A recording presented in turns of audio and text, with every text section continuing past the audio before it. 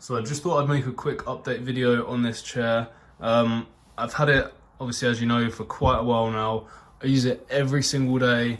The bottom is super soft, really comfortable. We've also got this lumbar support here, which you don't find on many chairs. It's also adjustable, so you can move it to suit you. The headrest as well is adjustable, which is really good.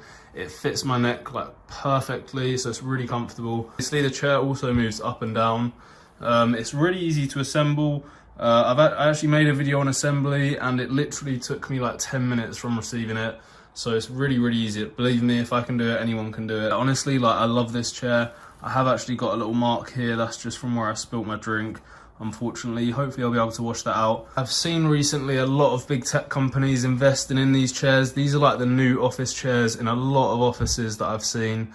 And I think it's mainly because of the lumbar support. Like, it's just so optimal that your lumbar is supported all day, especially if you're working all day. You do not want to be sitting without back support. The arms also move up and down, both of them, which is really good.